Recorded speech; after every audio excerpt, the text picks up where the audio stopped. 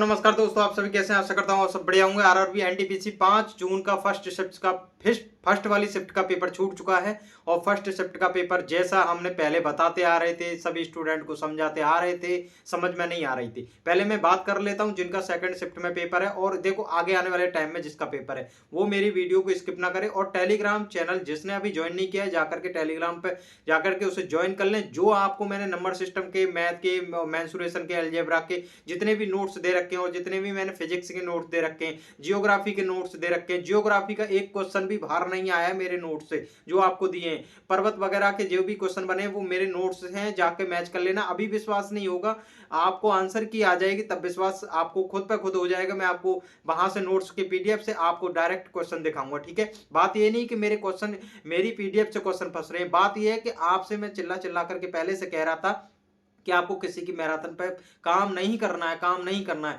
मैंने मेरी पिछली वाली वीडियो जाकर के देख लीजिए, प्रत्यक्ष के आगे प्रमाण की जरूरत नहीं होती है। मेरी वीडियो जाकर के देखिए, उनमें मैंने क्या बोला था। मैंने कहा था जीएस के अंदर आपको फालतू कुछ नहीं पढ़ना है, फालतू की साइंस वगैरह पे इतना ध्यान नहीं देना, फिजिक्स केमिस्ट्री बायोलॉजी मना कर रहा था मैं कह रहा था आपको 2024 के आप ज्यादा नहीं पढ़ पा रहे, लास्ट 6 मंथ की और उससे पहले 1 महीने की 2024 की जितनी भी करंट अफेयर आप पढ़ लीजिए, पर नहीं पढ़ रहे थे। आपको पहले भी बताया था स्पीडी के अंदर जितने भी पीछे क्वेश्चन है 700-800 क्वेश्चन ऑब्जेक्टिव दे रखे, वहां से पढ़ लीजिए। जो आप सोचते हैं करंट अफेयर वैसी नहीं आती है आजकल। समझौता वगैरह आउट ऑफ कंट्री से जितने भी हमारे समझौते वगैरह जितने भी होते हैं और जो भी क्वेश्चन बनते हैं बाहर से, वो क्वेश्चन आजकल ज्यादा दे के जा रहे हैं। स्कीम वगैरह पे क्वेश्चन आ रहे हैं, ठीक है। इनसे आर्टिकल मैंने कहा था ज्यादा कुछ नहीं कर रहे, आप पॉलिटिक्स पढ़ें, जियोग्राफी पढ़ लें, हिस्ट्री में ज्यादा ध्यान न दें। मैंने कहा था प्राचीन भारत, मध्यकालीन भारत पर बिल्कुल ध्यान नहीं देना है, आपसे क्लियर कहा था ना। आपको विश्वास नहीं है, जीके जीएस की मैंने वीडियो बनाई थी, आप जाकर के देखें। मैंने कहा था मध्यकालीन भारत बिल्कुल नहीं पढ़ना है, टाइम नहीं देना है आपको, फालतू इतना टाइम है नहीं आपके पास, क्योंकि हमको पेपर क्लियर करना है, हमें ज्यादा टॉपर नहीं बनता है, यहाँ पर रैंक नहीं बनानी होती है हमें।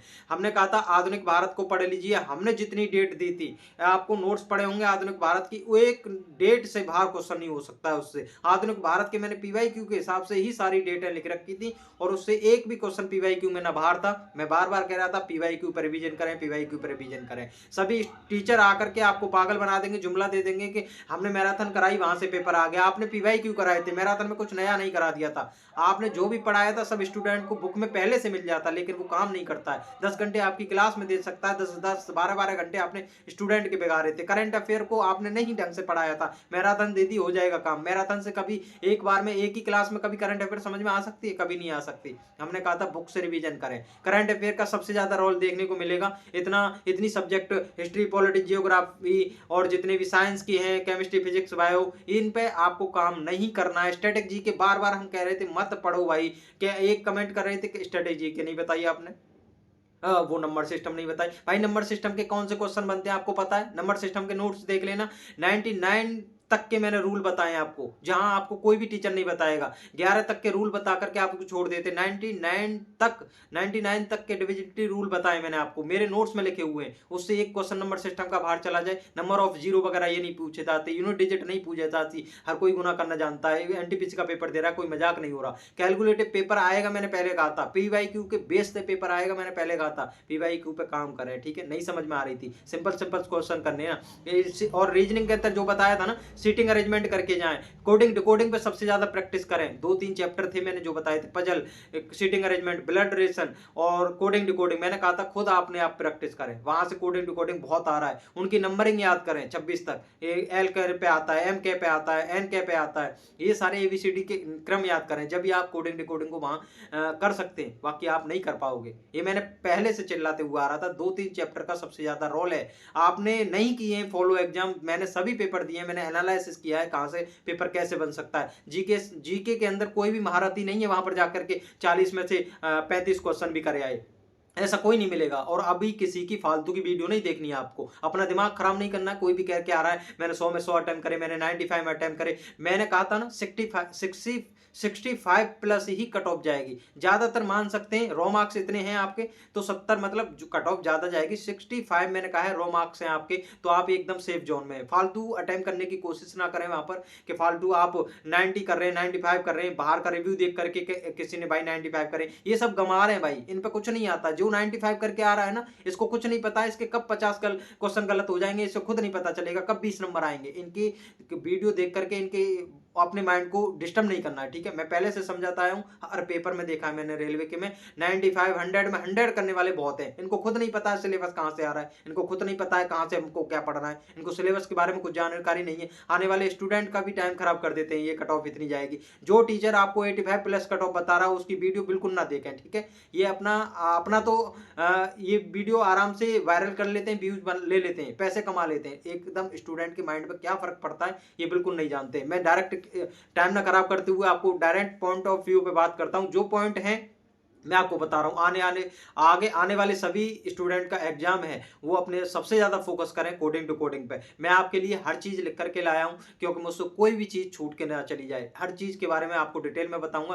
पहले भी बताता आया था, आपने विश्वास नहीं किया था, क्योंकि मेरी अभी जॉब नहीं लगी है। स्टूडेंट हूं, आपकी तरह स्ट्रगल कर रहा हूं, विश्वास नहीं होगा। एक्सपीरियंस बहुत ज्यादा तगड़ा है। कभी भी उम्र के हिसाब से नॉलेज की वो सॉरी क्या कहते हैं ना, जब नॉलेज होती है जो उम्र की मोहताज नहीं होती, ये कभी भी आ सकती है, ठीक है। इसके लिए सरकारी ठप्पा ही जरूरी नहीं है, एक्सपीरियंस बहुत तगड़ा होता है। क्योंकि जो फेलियर होता है ना उसे हर चीज का पता होता है, हर चीज का अनुभव होता है। हर पीवाईक्यू हर पेपर से वो ये चीज सीखता है कि उसको कहाँ पर गलतियां करी है, कहाँ सुधारना है। वही सारी चीजें मैं आपके एक्सप्लेन कर रहा था, ठीक है। समझ में आनी नहीं थी आपके पहले। जो इतने स्टूडेंट हमसे टेलीग्राम पे जुड़े हुए हैं, 3500 लोग हमसे टेलीग्राम पे जुड़े हुए हैं, बहुत प्यार दिया उन्होंने, बहुत सपोर्ट किया है, और वो आज भी साथ दे रहे हैं। उनको पता होगा कि हमने कितना उनको मोटिवेट किया है, डिमोटिवेट नहीं होने दिया। हर हमने कहा है भाई आपको यहाँ से पढ़ना है, इतना पढ़ना है, फालतू नहीं पढ़ना। जीके जीएस के लिए फालतू के एंड टाइम में 10-12 दिन बचे। आप पूछ रहे थे बुक कौन सी पढ़ें कौन सी ना पढ़ें, आप पूछ रहे थे कौन सा सब्जेक्ट 20-25 चुनिंदा टॉपिक बता दीजिए। भाई कहाँ से आए उन चुनिंदा टॉपिक पे चले जाना जिन्होंने बताए थे टीचरों ने,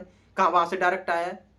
हमने पहले कहा था मध्यकालीन भारत पढ़ लें, वो सॉरी मध्यकालीन भारत नहीं पढ़ना है, प्राचीन पढ़ना है, सिंधु सभ्यता बौद्ध धर्म वगैरह ये सब के बारे में पढ़ना है। हमने कहा था आधुनिक भारत ओनली पढ़ना है। पॉलिटी के अंदर एक एक आर्टिकल को आपको रट के जाना है, कोई भी आर्टिकल छूट के ना जाए आपसे, बोला था ना।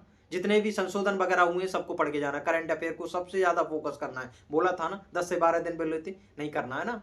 आपको सिंपल में वीडियो देखने को मिल जाए, मेहनत करनी ना पड़े, ये और नॉर्मल काम हो जाए आपका, मतलब पेपर अच्छा हो जाए, बस ये चाहते हैं। थोड़ी सी मेहनत से कभी पेपर नहीं निकलते। आज का टाइम ऐसा है, रात दिन काली करनी पड़ती है, रात दिन जगना पड़ता है, आंखों को तपाना होता है, आग में जलना होता है, जब जाके जिंदगी चमकती है। भाई जिन्होंने दिन रात मेहनत करी है, जिन्होंने काम किया है, पीवाईक्यू पे काम किया है, उनका सिलेक्शन पक्का होगा, कोई नहीं रोक सकता। और गलती से चूक के नसीब के कारण थोड़ा बहुत भी यहाँ से रह गए, वो थोड़ी बहुत भी कमी रही हो उनकी, तो आगे आने वाले एग्जाम में उन्हें कोई नहीं रोक सकता। गारंटी से कह सकता हूँ 12th लेवल का सभी का पेपर होगा। जो इस एनटीपीसी से बाहर निकलेंगे पेपर खराब होगा, आज भी वो डिमोटिवेट हो जाएंगे, पेपर खराब हो गया। भाई सेम टू सेम सिलेबस है एनटीपीसी के, 12th लेवल के एग्जाम में लग जाना। वैकेंसी मत देखना कितनी है कितनी नहीं है, सेम सिलेबस आएगा, फोड़ के रख देना। एग्जाम का पैटर्न आपको पता चल जाएगा, सेम ही पैटर्न फॉलो हो रहा है। डायरेक्ट अब मैं एनालिसिस पे आता हूं, देखिए जो टॉपिक बता रहा हूं उन पे ज्यादा फोकस दे आगे आने वाले एग्जाम पे। कोडिंग टू कोडिंग सबसे ज्यादा फोकस करना है, सीटिंग अरेंजमेंट सबसे ज्यादा फोकस करना है। प्रैक्टिस कर लेनी है आपको, एक बार कम से कम 100-150 क्वेश्चन आपको खुद लगा लेने कोडिंग टू कोडिंग के। आपको 100 क्वेश्चन नहीं लगा पा रहे, 10 घंटे की मैराथन देख सकते हैं। 100 क्वेश्चन से आपको वहां पर 6-7 क्वेश्चन कोडिंग टू कोडिंग के मिलेंगे, तो आपको 6-7 नंबर मायने रखते हैं, जो कि आपको 4 सब्जेक्ट पढ़ने के बाद भी देखने को नहीं मिलेंगे इतना। तो कोडिंग डिकोडिंग अमेंडमेंट वगैरह पढ़ने, स्कीम वगैरह करंट के अंदर जितनी है, पॉलिटी के अंदर आर्टिकल जितने भी हैं, संशोधन जितने भी हुए वो सब पढ़ने। नंबर सिस्टम वगैरह पे थोड़ा बहुत फोकस कर जाना। जो मेरे नोट्स दिए उन पे काम कर लेना। नॉर्मल क्वेश्चन आ रहे हैं, ज्यादा वैसे नहीं आएंगे, ठीक है। करंट अफेयर को आपको लास्ट 8 महीने के करंट पढ़ लेना बस, ठीक है। 2024 की पढ़ लेना, काम हो जाएगा। ऐसा नहीं भैया 2022-23 की करंट अफेयर आ रही है, बाबा आदम के नाम 1947 की करंट आ रही है, ये कोई करंट होती है भाई? पागल बनाने आ जाते हैं स्टूडेंट को, मतलब करंट आएगी तो 2022 की आएगी, वो आएगी। स्टूडेंट समझ में ही नहीं आता, पढ़ूं तो पढ़ूं क्या। 2024 करंट मतलब करंट होता है, बेफोन नहीं होता, ठीक है। करंट मतलब करंट, ये समझना चाहिए। 2000 भैया 22 की कैसे दे देगा करंट? इतना तो उनको पता है, एग्जामिनर है, वो पागल थोड़ी है। तो आपको करंट पे वहां करना है। पॉलिटी के एक एक आर्टिकल को रिवीजन करते हुए जाना है, आपको रिवीजन करना है, बस देखना है इस टाइम देख के जाना है, छोड़ना नहीं है आर्टिकल को। और सिंधु सभ्यता के बारे में मैंने पहले बोला था, मध्यकालीन भारत को अच्छे से पढ़ ले, सिंधु सभ्यता से 1-2 क्वेश्चन आ रहा। हिस्ट्री में ज्यादा ध्यान न दें।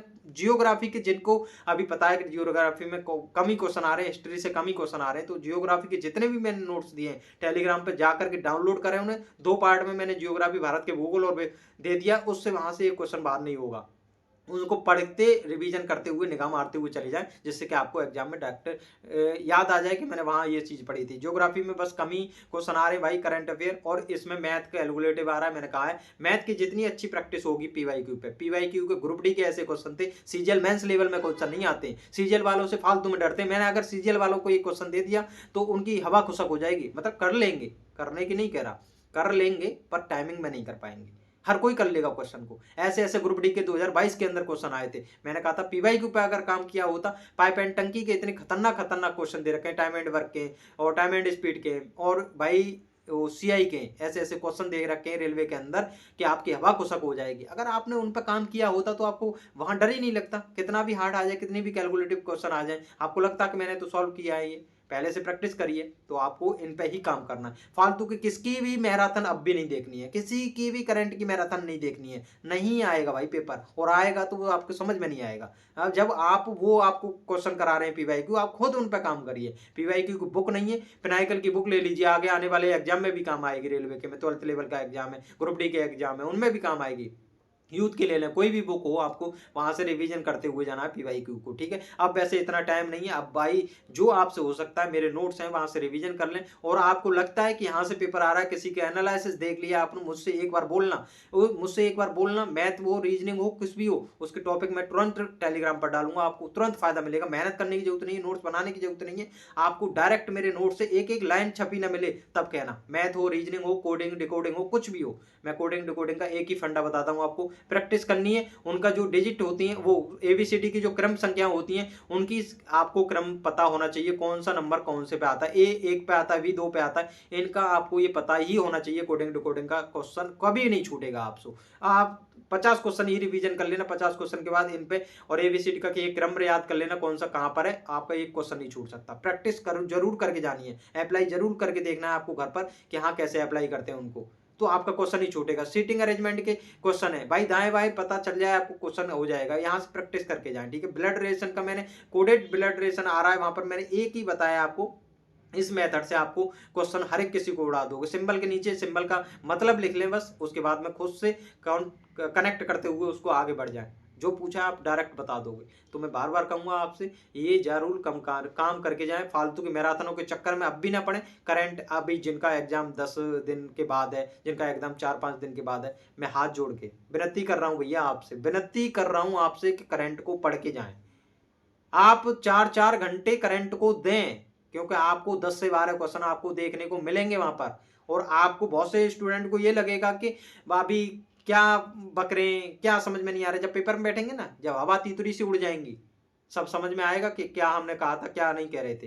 तो आपको समझ में आना चाहिए भाई, टाइम से ही अपना अभी सुधर जाओ, अच्छा है। क्योंकि आने वाले टाइम में भी पेपर ऐसे ही आने, करंट का पूरा रोल है। हिस्ट्री, पॉलिटी, जियोग्राफी हर किसी को रटी रहती है। आर्टिकल नहीं रटता है कोई भी, आर्टिकल 395 आर्टिकल भाई हर किसी को नहीं रटे रहते। तो वो आर्टिकल से पूछ रहे हैं, कहीं से भी पूछ लेते हैं, और ज्यादातर कोशिश करते हैं आप स्टार्टिंग के आर्टिकल रटने की। मैंने कहा है भाग 4, भाग 5, भाग 3 और 6 इंपोर्टेंट हैं ये भाग। इनके आर्टिकल एक एक आपकी जुबान पर होने चाहिए। नींद में भी आपको कोई पूछ ले तो नींद में भी आप चिल्लाते बोले ये आर्टिकल उसके लिए है, तो आपको ये पता होना चाहिए। और लास्ट के पंचायत वगैरह आर्टिकल हैं, और जितने भी हैं केंद्र से और राज्य से संबंध वगैरह के आर्टिकल है। एंड वाले आर्टिकल जरूर पढ़ रहे हैं, जो एंड में है, 323 है, 124 है और 214 है, ये सब आर्टिकल आपको जरूर पढ़ के जाने। सुप्रीम कोर्ट से रिलेटेड है, 124 है, हाई कोर्ट से 214 है, ये आर्टिकल पढ़ के जाने। आर्टिकल 40 पंचायत से, ये जुबान पर रटे होने चाहिए आपके। तो ये सब पता होना चाहिए, मूल अधिकार के सभी आर्टिकल पता होने चाहिए। तो और जितने भी संशोधन हुए अभी तक के, जितने भी संशोधन हुए, आपको हर संशोधन के बारे में थोड़ा बहुत पता होना चाहिए, जिससे आपको माइंड क्लिक कर जाए। आपको रिवीजन करना है, बस रटना नहीं है उसे। आपको वहां लाइन लिखी हुई मिल जाएगी जो आपके बुक में, तो आप क्लिक कर जाएंगे आर्टिकल उसके लिए। तो आप ये काम करके जाएं, फालतू की वीडियो पे ज्यादा ध्यान ना दें, मैराथन पे ना दें। मैं बार बार पहले से चिल्लाता हूं, ईएलपी के पेपर होने के बाद, मैंने ईएलपी के पेपर से पहले भी मैं चिल्ला रहा था कि भाई मैराथनों का कोई महत्व नहीं है आपके जीवन में, कोई भी महत्व नहीं है, टाइम की बर्बादी की सेवा। तो आपको समझ में नहीं आ रही थी, क्योंकि मैंने आपकी भलाई के लिए चैनल खोला है कि मैं समझा सकूं कि फालतू का टाइम 12-12 घंटे ना खराब करें। 12 घंटे बहुत होते हैं एक सब्जेक्ट को उधेरने के लिए, कुछ चैप्टर को उधेरने के लिए। मैथ के रीजनिंग का बहुत रिवीजन हो जाएगा 12 घंटे के अंदर। आपको समझ में नहीं आता, ये एक दिन में पूरी रीजनिंग रिवीजन कर सकते हो आप, पर नहीं समझ में आएगी, कोई करता ही नहीं है। क्योंकि रीजनिंग है ना, सबको आती है। अब सोचिए वहां पे 30 क्वेश्चन आ रहे हैं, आप 20 ही क्वेश्चन करके आए, 10 छोड़ दिए, तो जीएस पढ़ने का क्या फायदा भैया? 10 तो वहां ही छोड़ दिया आपने, 10 नंबर वहां एक्स्ट्रा ले आते, और क्या कर रहे थे वो तो बताइए भाई। 10-10 क्वेश्चन मैथ रीजनिंग में छोड़ के आ रहे हो, क्या आप सोच सकते हैं कट ऑफ क्लियर हो जाएगी? कभी नहीं होनी। बुरी लग रही है, लगनी भी चाहिए, ठीक है। बाकी आप ध्यान रखना, जो टॉपिक बताएं उन पर ध्यान करके जाना, पॉलिटी पढ़ के ही जाना, पॉलिटी को रिवीजन करके जाना, पहले से बताते आया हूं मैं। 3 सब्जेक्ट पे सबसे ज्यादा फोकस करना है, करंट अफेयर पे, पॉलिटी पे, और मैंने कहा था मध्यकालीन भारत नहीं पढ़ना है, प्राचीन और आधुनिक भारत को, और जियोग्राफी के पर्वत वगैरह इतने हैं, जितने भी हैं दर्रे वगैरह, इन सब पे फोकस करना है, बाकी कुछ नहीं पढ़ना है। नमस्कार, मिलते हैं अगली वीडियो में, धन्यवाद।